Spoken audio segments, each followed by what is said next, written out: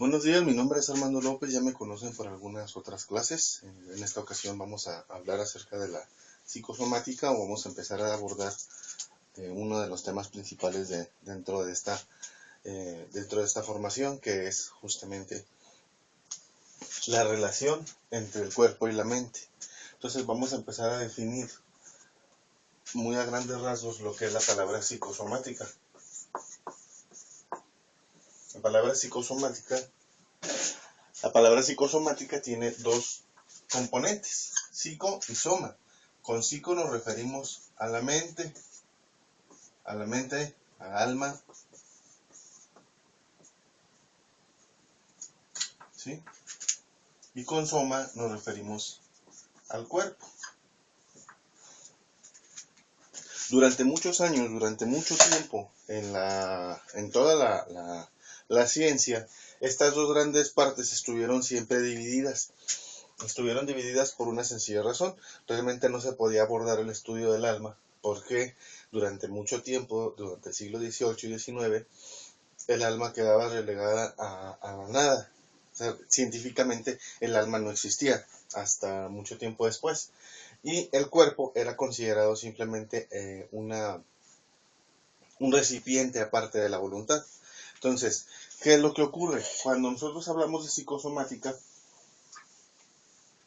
tratamos de borrar esta línea divisoria entre la mente y el cuerpo, donde entonces realmente a mí me deja de interesar dividir a las personas en dos grandes componentes. A mí me deja de interesar entonces ver a las personas divididas, ver a las personas como si fueran dos cosas a la vez, como si fueran mente y como si fueran cuerpo. Cuando yo tengo una aproximación psicosomática de una persona, tengo una definición integral, ¿sí?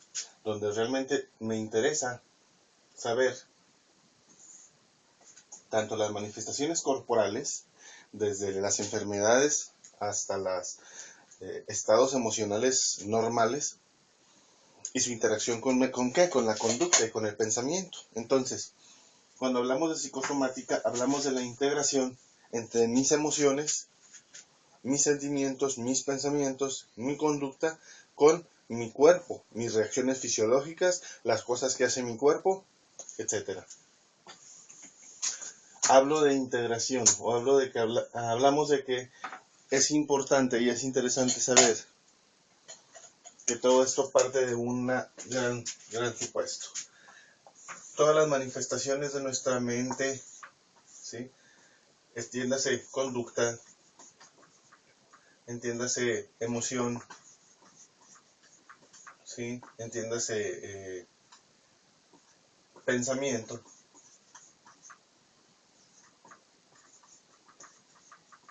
se encuentran actualmente contenidas dentro del cuerpo. Y estoy hablando de que todas estas manifestaciones de mi ser están procesadas y se almacenan ¿en dónde? En el cerebro. Entonces, el cerebro es indudablemente parte del cuerpo.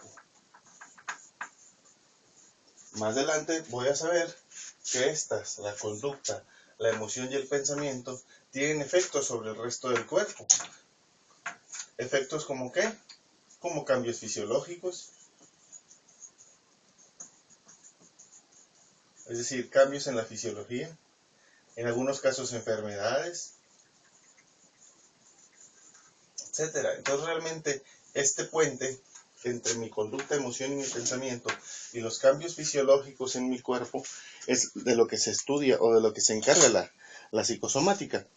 De hecho, dentro de los estudios o dentro de las personas, de los científicos que estudiamos la psique, dígase psiquiatra, dígase psicólogo, tenemos un libro que nos rige, que se llama DSM-4 actualmente. Manual Diagnóstico y Estadístico de las Enfermedades Mentales. Es importante que ustedes también lo tengan, ¿sí? Dentro del DSM-4 hay un apartado que se llama factores psicológicos que afectan el estado físico.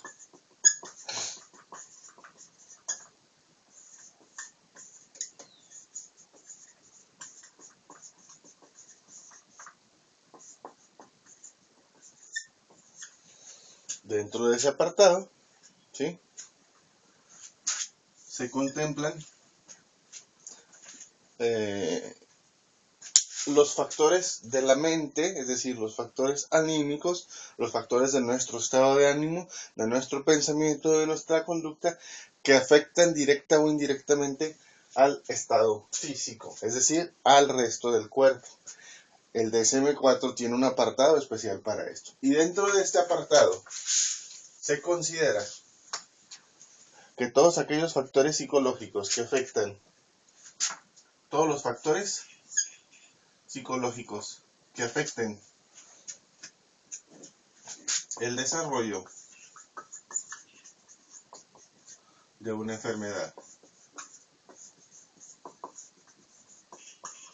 es decir, que la aceleren o que la atrasen, ¿sí? La exacerbación. Exacerbación significa aumento de los síntomas. Acuérdense que síntomas significa lo que el paciente siente.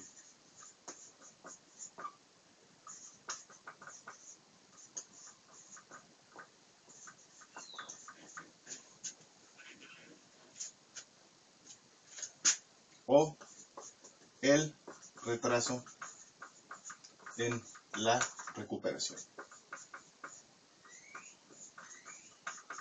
¿Qué significa? Que los factores psicológicos pueden afectar en una enfermedad física cualquiera de estos tres componentes. El desarrollo de una enfermedad, ya sea acelerando el desarrollo de una enfermedad, la que sea, que los factores psicológicos pueden aumentar los síntomas. Exacerbación de los síntomas significa que si el paciente viene por una situación de migraña, los factores psicológicos van a hacer que estos síntomas, o sea, el síntoma es el dolor que el paciente te reporta. Ese no lo podemos ver, el síntoma no se puede ver. La exacerbación de los síntomas, o sea, lo que el paciente siente, son aumentados por factores psicológicos, entre ellos la ansiedad, el estrés o factores internos de la personalidad. Y también los factores psicológicos pueden afectar el retraso en la recuperación de la enfermedad, es decir, pueden hacer que la persona dure más en recuperarse de la enfermedad por algún factor psicológico. Ahora, dentro de estos factores psicológicos tenemos, en primerísimo lugar, los trastornos mentales.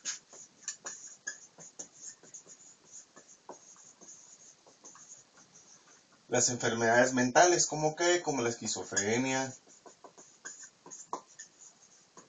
que es un trastorno mental mayor, psicótico. Son solamente ejemplos, no son todos. La depresión clínica, ¿sí?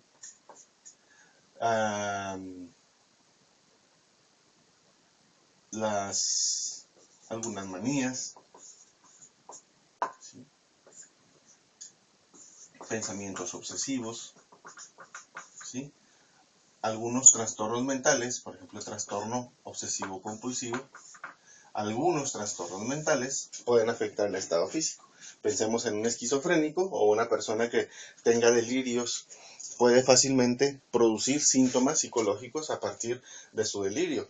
Luego vemos el caso de una pseudocinesis o lo que llamamos embarazo psicológico, donde una persona con esquizofrenia que tenga delirios de estar embarazada realmente puede provocar cambios en su cuerpo. Y puede tener abultamiento, puede tener interrupción de la menstruación, etc. Una persona con depresión pues va a ser más susceptible, por ejemplo, a tener enfermedades infectocontagiosas, por ejemplo, porque el sistema inmunitario baja, que lo vamos a desmenuzar más adelante. Una persona con manías puede, por ejemplo, no sé, una persona que tiene cierta compulsión o cierta necesidad de estar quitándose pedazos de cabello, puede llegar realmente a provocarse calvicie o inclusive infectar el área, O una persona, por ejemplo, con trastorno obsesivo compulsivo, una persona que está constantemente pensando en alguna enfermedad, puede llegar a producírsela. Dentro de los trastornos obsesivos compulsivos, yo creo que algunos, dentro de la personalidad obsesiva, dentro del trastorno mental de la familia de los obsesivos, tenemos los llamados hipocondríacos, que son personas que de alguna manera viven convencidas de que los gérmenes del entorno o que su herencia familiar constantemente los están enfermando. Bueno, en muchas de las situaciones ocurre que estas personas pueden desarrollar trastornos reales a partir de sus propias obsesiones. Hipocondria se llama. Son los hipocondríacos. Parten de un trastorno mental llamado trastorno obsesivo compulsivo. Pueden ir anotando todo lo que les voy diciendo. La hipocondriasis es parte o es familia, ¿sí? Los síntomas psicológicos.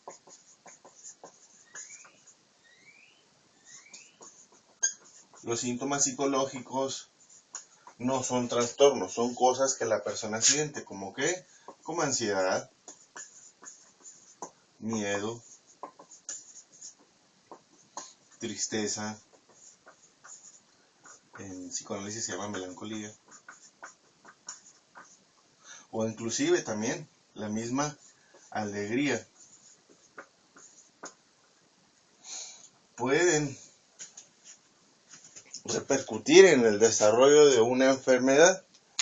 Una persona que esté pasando por periodos de ansiedad puede hacer que entonces los síntomas o la enfermedad misma aumente de tono. Una persona que está pasando por periodos de miedo, que inclusive ha tenido que enfrentarse a situaciones de estrés, es muy común que, por ejemplo, una persona que ha sido secuestrada después desarrolle urticaria. Urticaria es comezón excesiva por una aparente alergia. La tristeza y la melancolía, ¿sí? Otros de los factores psicológicos que influyen sobre el curso de las enfermedades es lo que nosotros conocemos como estilos de afrontamiento.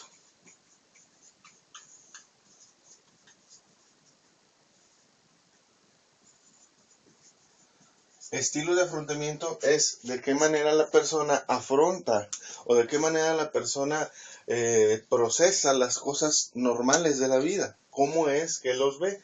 Hay básicamente Lazarus, que es el autor, nos habla de dos estilos principales de afrontamiento. Un estilo de afrontamiento centrado en el problema, que son los tipos de personas que cuando están pasando por alguna situación piensan únicamente en el problema en sí, piensan en lo terrible que puede llegar a suceder a partir del problema mismo o de una enfermedad. Y hay estilos de afrontamiento enfocados en soluciones. De estos dos, obviamente, los que van a tener más problemas para salir de la enfermedad son las personas que tienen un afrontamiento centrado en el problema. Estas tienen un mejor pronóstico. Porque mientras, por ejemplo, esta está pensando en lo mucho que le duele la cabeza, esta está buscando qué pastilla va a tomarse. Por eso los estilos de afrontamiento, es decir, los factores o la manera en la que cada quien afronte su enfermedad, va a tener un resultado determinante o va a tener una participación muy importante dentro de la recuperación o dentro de la dentro del desarrollo de la enfermedad en sí. Otros factores psicológicos son los hábitos higiénicos. Es decir, si tiene conductas protectoras o conductas de riesgo. ¿Qué tanto esta persona se está cuidando? ¿Qué tanto esta persona está asistiendo a los tratamientos, está tomándose las pastillas, está yendo a pláticas de crecimiento a partir de su enfermedad. Pensemos en una persona con cáncer, por ejemplo, que tanto esta persona tiene conductas protectoras y está siguiendo las indicaciones del médico, va a sus sesiones de quimioterapia o radioterapia, y las conductas de riesgo son las contrarias, que tanto esta persona no asiste, que tanto esta persona se pone en riesgo, que tanto esta persona, por ejemplo, a sabiendas de que tiene cáncer, sigue fumando. Bueno, eso es lo que llamamos hábitos higiénicos desadaptativos o conductas de riesgo. Que esto en psicología de la salud lo estudiamos con Oblitas, es un autor básico dentro de la psicología de la salud. Ahora, como ya le habíamos mencionado, la raíz psicosomática o la palabra psicosomática viene de psique, que es mente, y soma, cuerpo. El término acentúa una integración holística de integración causal. ¿Qué es holístico? Holístico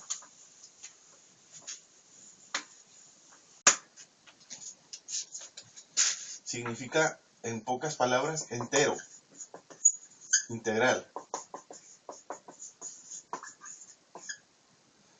¿Sí?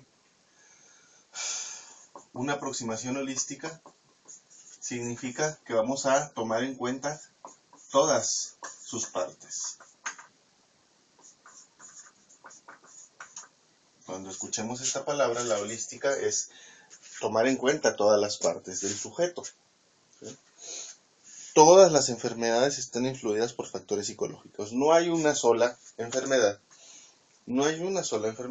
en la cual el factor psicológico no tenga una participación. Pensemos desde la más simple migraña o desde la más sencilla, dentro de la más sencilla dolor de cabeza, por ejemplo, hay factores psicológicos que participan, porque entonces entra en juego la personalidad del sujeto, el estilo de afrontamiento, qué tanto la persona está teniendo riesgos o tiene conductas protectoras o tiene conductas de riesgo, vaya, y también si la persona sufre algún trastorno psiquiátrico orgánico mayor, como la esquizofrenia, pues obviamente se va a ver muchísimo más afectada que en el caso en el que no lo tenga. ¿Sí? Ahora, hay varios criterios que se van a utilizar para las enfermedades psicosomáticas. Todos estos criterios están contenidos dentro del DSM-4. ¿Sí? El primer criterio, ¿sí? Criterio llamado A, es para yo considerar una enfermedad como psicosomática, necesito que la enfermedad esté presente. Yo no puedo decir que una enfermedad es psicosomática si simplemente no hay enfermedad. Entonces, algo que debo de saber de las enfermedades psicosomáticas es que no son enfermedades inventadas, que no son enfermedades que no existen. O sea, realmente dentro de las enfermedades psicosomáticas son enfermedades, son colitis, es asma, es gastritis, es influidas por nuestra conducta, influidas por nuestro pensamiento e influidas por nuestras emociones. Es a lo que me refiero. Entonces, según el DSM-4, que es esa gran compendio de enfermedades mentales, dentro de los criterios diagnósticos importantes para definir si una enfermedad es psicosomática o no, el inciso A en rojo es que hay una presencia de una enfermedad médica. Si no se llama de otro tipo, lo vamos a ver más adelante, únicamente estamos hablando de los psicosomáticos. B. Los factores psicológicos afectan negativamente a la enfermedad médica en alguna de estas formas. ¿Sí? Lo que se requiere es que haya una afectación, que haya una influencia, ¿sí?, de los factores psicológicos sobre los médicos. ¿De qué forma? Como ya lo habíamos visto anteriormente, que influyan en el curso de la enfermedad, es decir, que lo aceleren o lo retrasen, la enfermedad misma.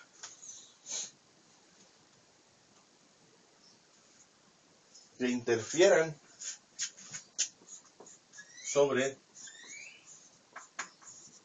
la efectividad del tratamiento, es decir, En muchas ocasiones no es que el analgésico, por ejemplo, este es un ejemplo, no es que los analgésicos no funcionen sobre el dolor de cabeza, es que en muchas de las ocasiones los factores psíquicos o los factores emocionales hacen que el analgésico, por ejemplo, un día no funcione. Entonces, son factores que afectan el tratamiento, son factores que afectan ¿sobre qué? Sobre la manera en la que el tratamiento trabaja sobre la persona, ¿sí? Cuando los factores psicológicos constituyen un riesgo adicional a la persona, es decir, cuando la conducta, acuérdense, cuando la conducta, cuando el estilo de afrontamiento ponen en riesgo a la persona, es decir, cuando la persona tiene un afrontamiento centrado en el problema o cuando la persona tiene conductas de riesgo a sabiendas de que tiene alguna enfermedad, bueno, son factores que ponen en riesgo la recuperación de la persona. Otra de las maneras en las que pueden, o de las que se considera el DSM-4, cuando las reacciones fisiológicas del estrés, el tan llevado y traído estrés, afectan el desarrollo de la enfermedad médica. ¿Sí? Cuando entonces la persona, aparte de tener una enfermedad, ¿sí?, conocida o dada, los factores estresantes, es decir, las propias reacciones del sujeto hacia la enfermedad misma, las propias reacciones del diagnóstico. Por ejemplo, a mí me tocó mucho trabajar con personas que les dábamos el diagnóstico de VIH y entraban en una situación de estrés. Bueno, muchas de estas situaciones estresantes o de depresión exacerbaban, es decir, aceleraban el curso. Entonces estas personas, al recibir su diagnóstico, su depresión las hacía caer en un estado de SIDA, que son dos cosas distintas. El VIH y el SIDA son dos cosas distintas. El virus del SIDA es el virus del VIH, es un virus que navega en los cuerpos de las personas, que es contraído por vía sexual o por vía sanguínea, nada más. Y el SIDA es el conjunto de síntomas, es el síndrome, es decir, cuando se desarrolla la enfermedad misma. Entonces, muchas personas ya estaban contagiadas o ya eran portadoras del virus, o personas que viven con el virus, y cuando se les daba el diagnóstico, entonces desencadenaban una reacción bastante fuerte por la noticia, y muchas de estas personas enfermaban de SIDA, es decir, el virus se les manifestaba a través de síntomas. Entonces, estos son básicamente los criterios A y B para yo determinar la presencia de una enfermedad psicosomática. 1. En resumen, que sea una enfermedad real. Y 2. Que los factores psicológicos, ¿sí?, afecten el curso, el tratamiento, pongan un riesgo adicional sobre la persona o que las reacciones de estrés de la persona misma aceleren la enfermedad o afecten la enfermedad en sí.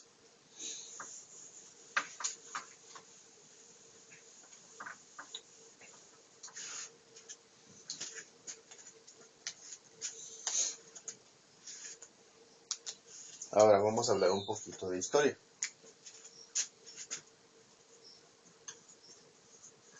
La historia de la psicosomática. En delante lo voy a poner así, psicosomática. Hay una historia detrás.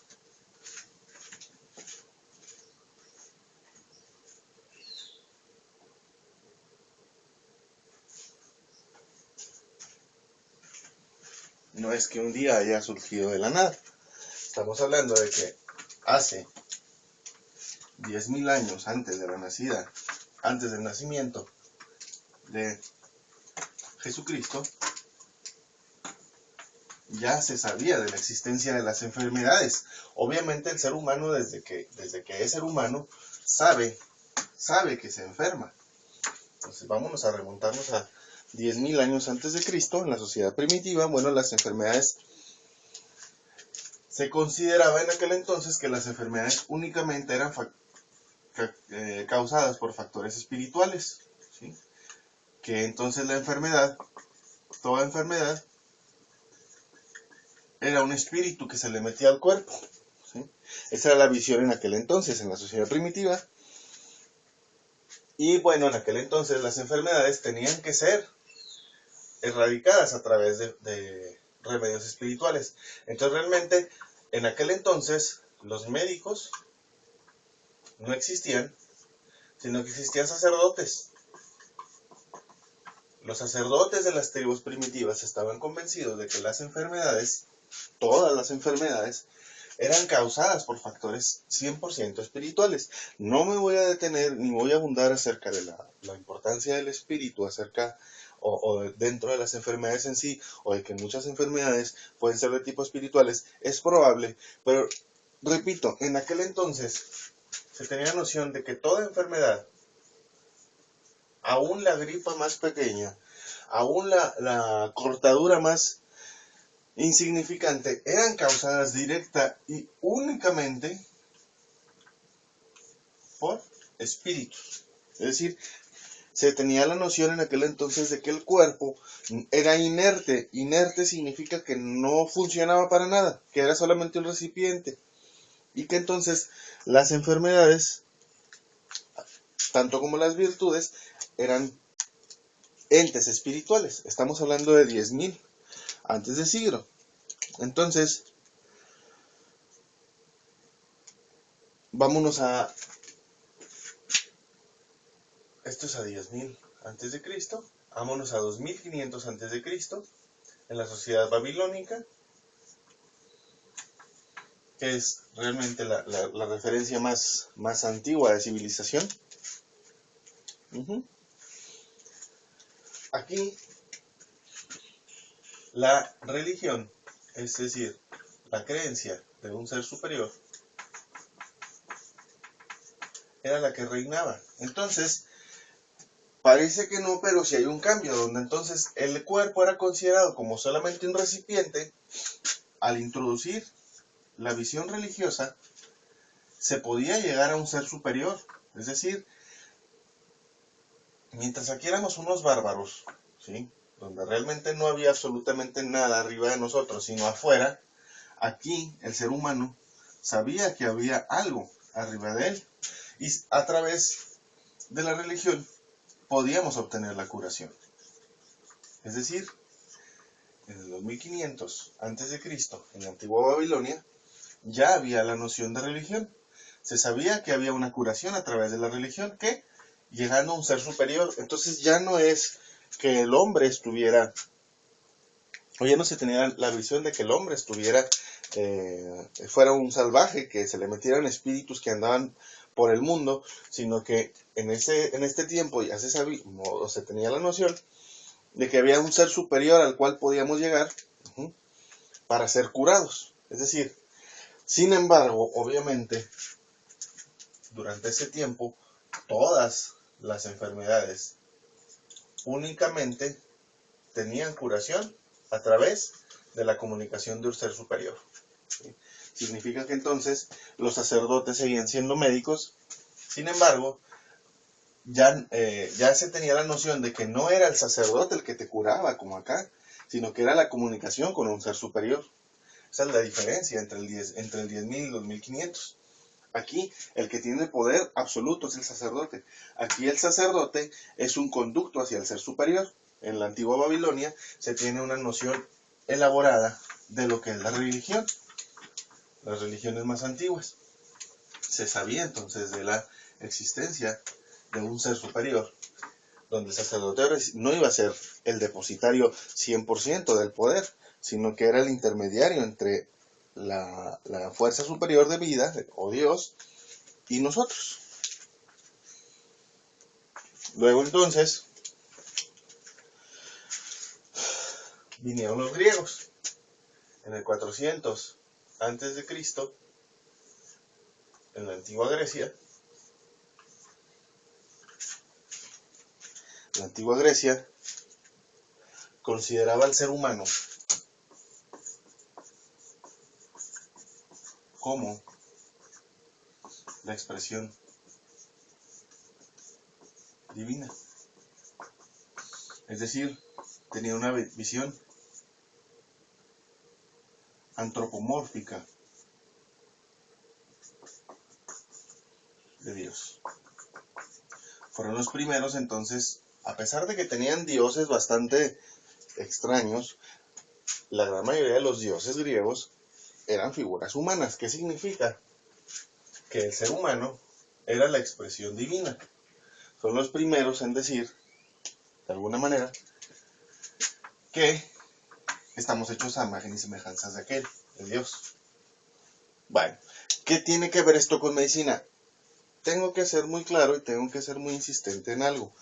Yo no soy teólogo, yo soy una persona que está del lado de la ciencia y no voy a abundar en los temas teológicos. Para eso tienen al doctor Rubén que les puede aclarar el punto.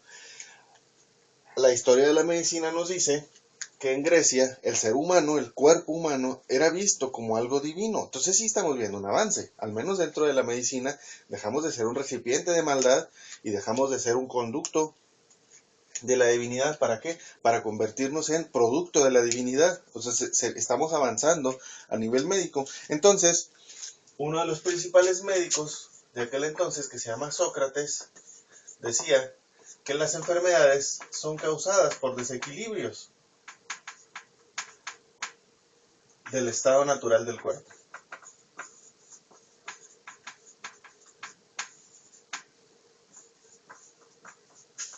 Sócrates y todos los médicos griegos estaban de acuerdo en algo. Ellos decían que nuestro estado natural, ¿sí? Nuestra manera o nuestro cuerpo está diseñado para estar sano, para decirlo de una manera rápida. Nuestro cuerpo está diseñado para estar sano. ¿Por qué? Porque la voluntad de los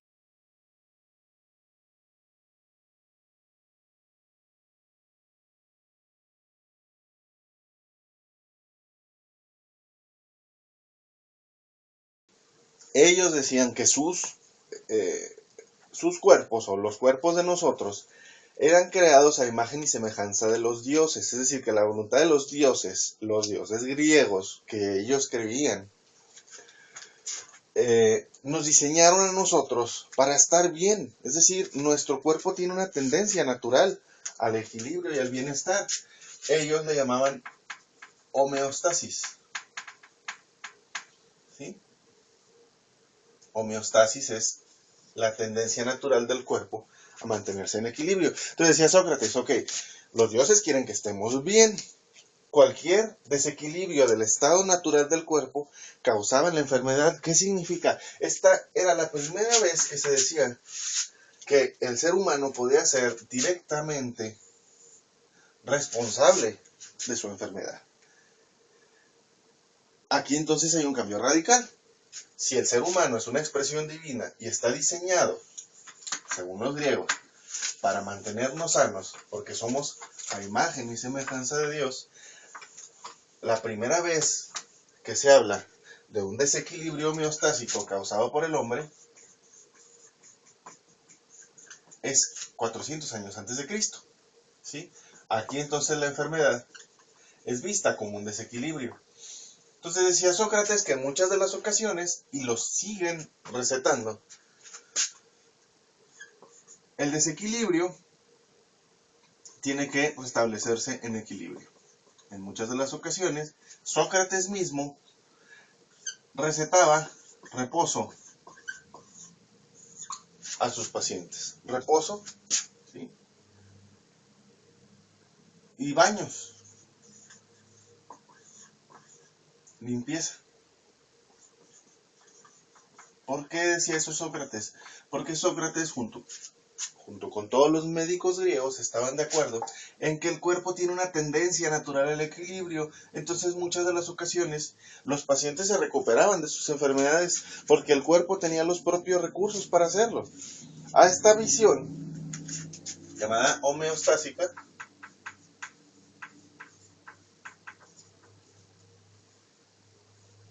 ¿sí?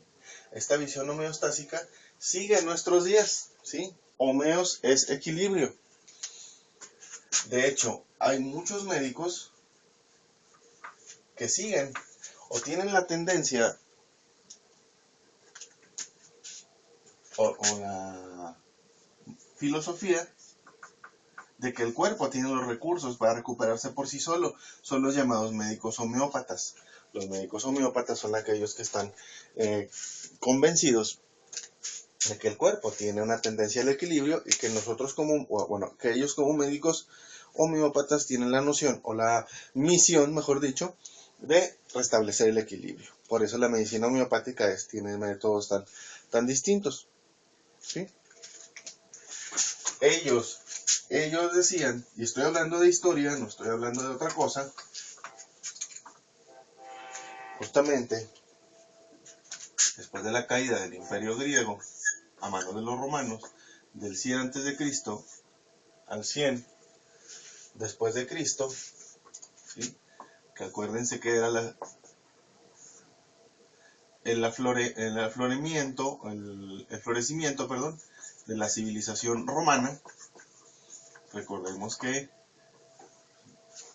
nuestro Señor Jesucristo vivió en los tiempos del Imperio Romano, los imperios específicamente de César. Bueno, entre el 400 antes de Cristo y el 100 después de Cristo floreció la civilización romana. Y ellos recordemos que los romanos eran politeístas también. Politeísta significa que creían en muchos dioses. O sea, ellos tenían la noción, como en muchas culturas, que el cuerpo estaba creado de 4 elementos: agua, aire, tierra y fuego. Galeno, que era un médico griego, ¿sí?, decía que las enfermedades, y era muy parecido a Sócrates en ese sentido, que las enfermedades eran causadas, por desequilibrios en estos fluidos. De hecho, hay todavía alguna teoría dentro de psicología que habla de estos fluidos. Que entonces Galeno decía que las enfermedades eran creadas por desequilibrios en los fluidos del cuerpo.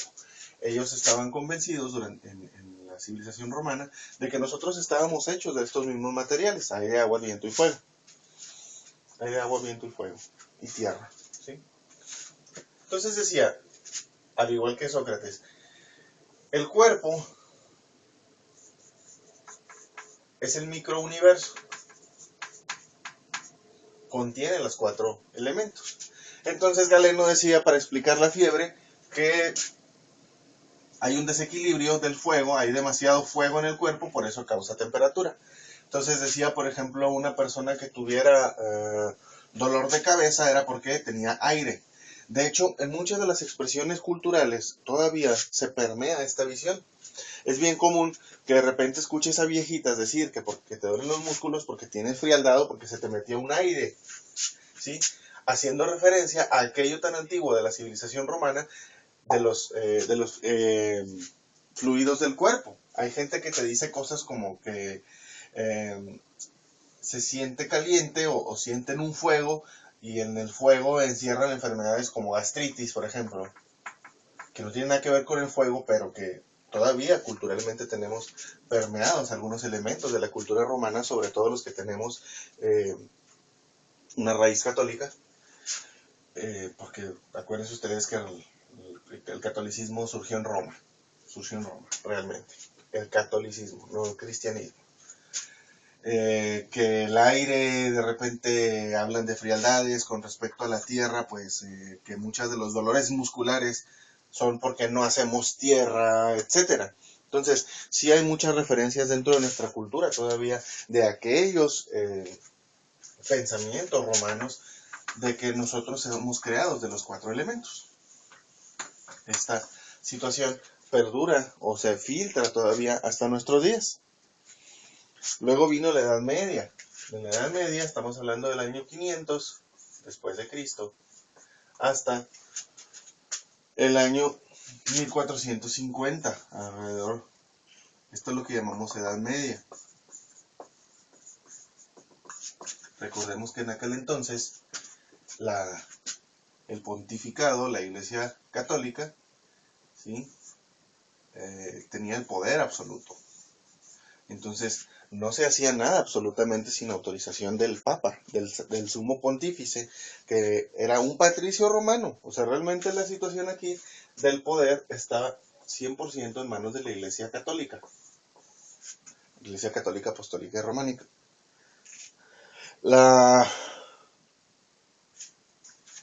causa de la enfermedad, durante el poder de la Iglesia absoluto, decía que la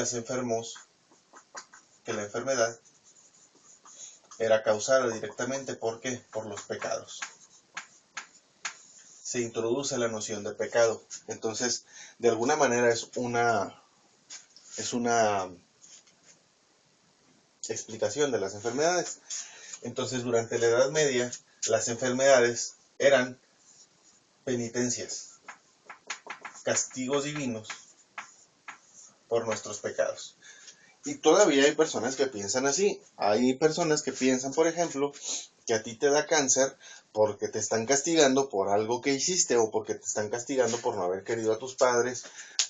Por ejemplo, muchas personas pueden llegar a pensar y tienen la creencia de que el virus del VIH es causado o es un castigo por los pecados de la persona que la persona ha cometido. Cuando en muchas de las ocasiones tú puedes contraer el VIH por una transfusión mal dada, o por otra situación, o por una violación, donde tú no fuiste el actor principal, ¿sí?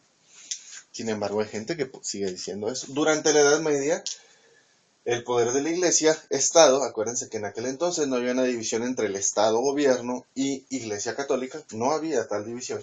Hasta 1450, el Renacimiento y la Reforma, la Iglesia y el Estado eran la misma cosa. Entonces se consideraba que las enfermedades eran penitencias por los pecados que nosotros realizamos. Es una visión muy platónica, donde realmente se considera al cuerpo, ¿sí?, como una prisión del alma.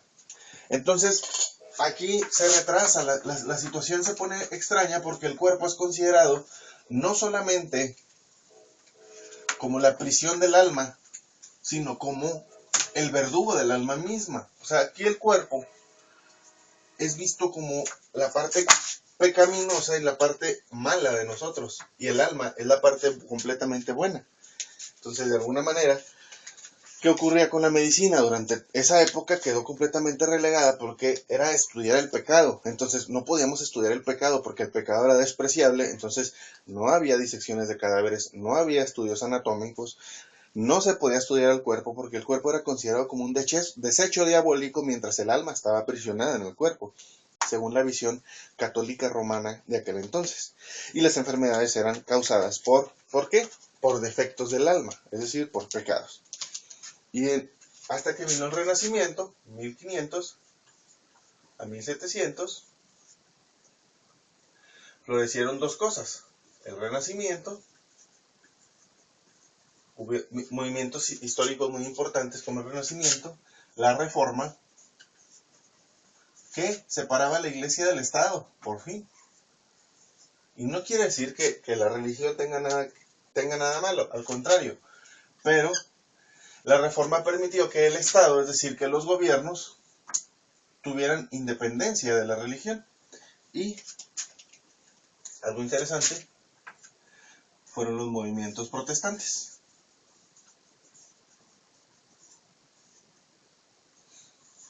¿Qué tuvieron que ver esto en la medicina? Entonces, esto permitió que el cuerpo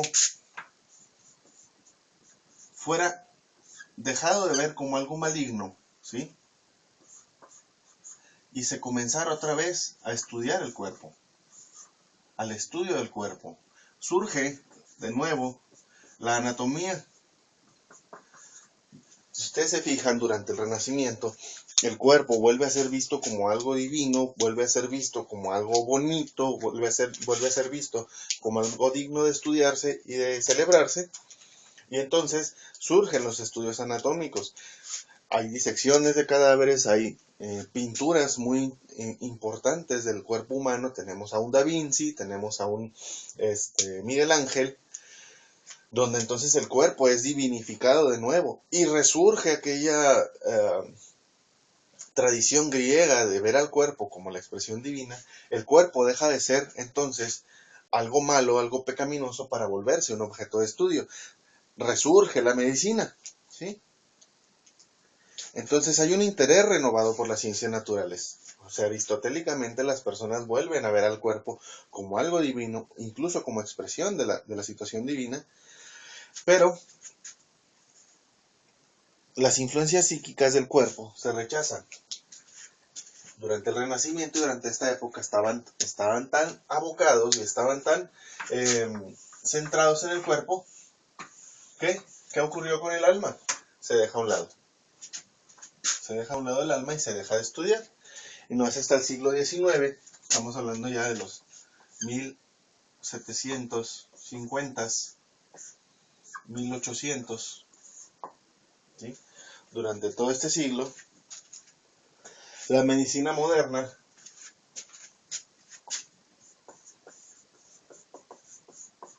descubre, a través de Louis Pasteur,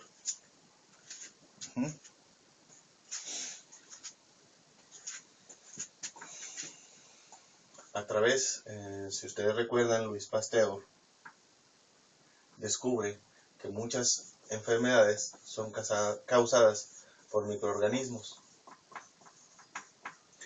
La medicina pasteuriana nos dice de la existencia de microbios, ¿sí? Durante esta época, todas las enfermedades radicaban en la célula. ¿Qué ocurría entonces con el alma? Durante esta época, el alma simplemente no existió. Se dejó de lado durante este tiempo. El alma, el espíritu, el cuerpo no existían. Eran un ente no solamente inexistente, sino que no tenía una noción tal. Se abandona la medicina psicosomática. Estaban convencidos durante estas épocas que todas las enfermedades, absolutamente todas, tenían un origen celular. Y como origen celular, pues no cabía en el alma, no. En la célula no cabe el alma. Entonces simplemente se dejó de lado. ¿Hasta qué? Hasta que entonces, finales del siglo XIX,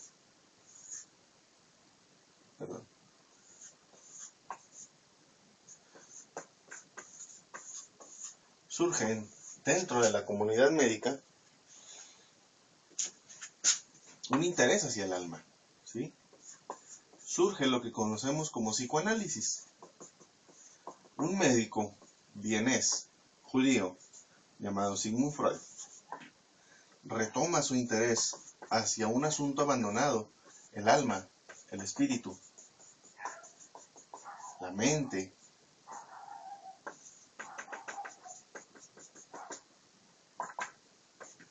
¿Sí? La mente.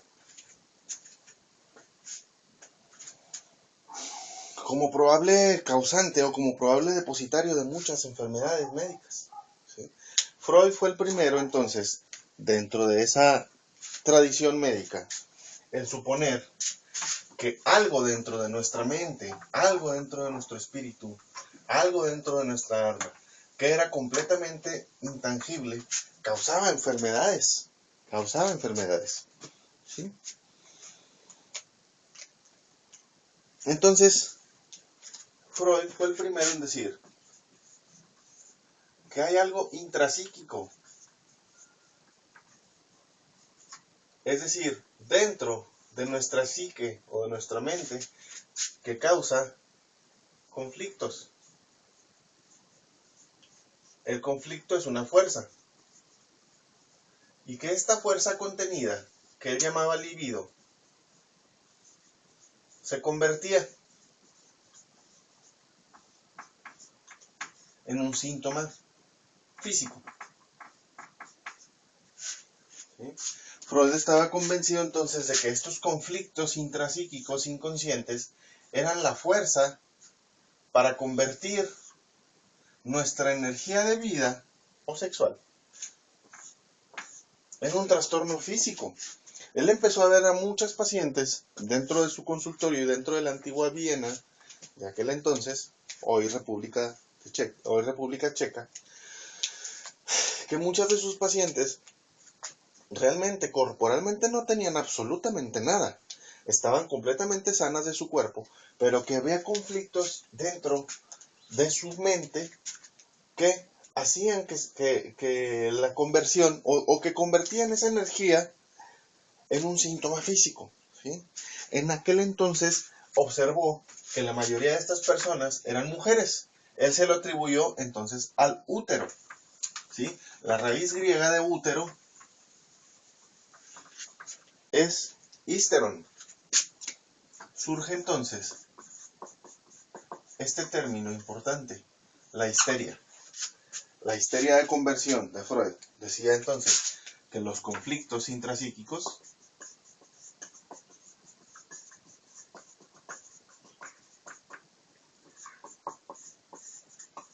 creaban fuerzas a nivel inconsciente o interno que detenían la expresión libre de la energía, es decir, que detenían la libido, y que al detener la libido había conversiones físicas. Freud fue el primero en decir que probablemente había algunas enfermedades que tenían un origen mental, que tenían un origen dentro de nuestro cuerpo, y fue el primero en atreverse a asegurar que muchas de estas mujeres, de las que él mismo fue doctor, tenían conflictos intrapsíquicos. Vamos a hacer una pausa y regresamos ahora sí con la psicosomática o con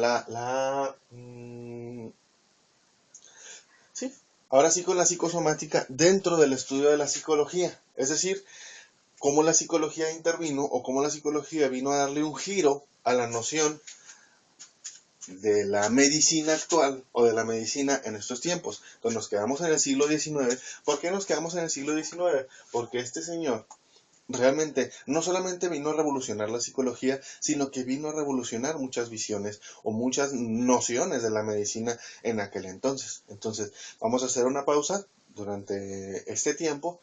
Pueden ustedes consultar su manual, pueden hacer dudas o pueden exponer sus dudas a través del correo electrónico o a través del Facebook. Yo voy a estar conectado, ¿sí? Y regresamos dentro de unos 10 o 15 minutos al primer receso. Recuerden que me pueden enviar sus dudas. Yo voy a estar conectado en Facebook. Me pueden buscar como Edgar Armando López Castillo. O pueden buscarme con el correo López-hds@yahoo.com.mx. Entonces los espero para que expongan sus dudas y podamos aclarar cualquier inquietud que puedan llegar ustedes a tener. Regresamos en un momento.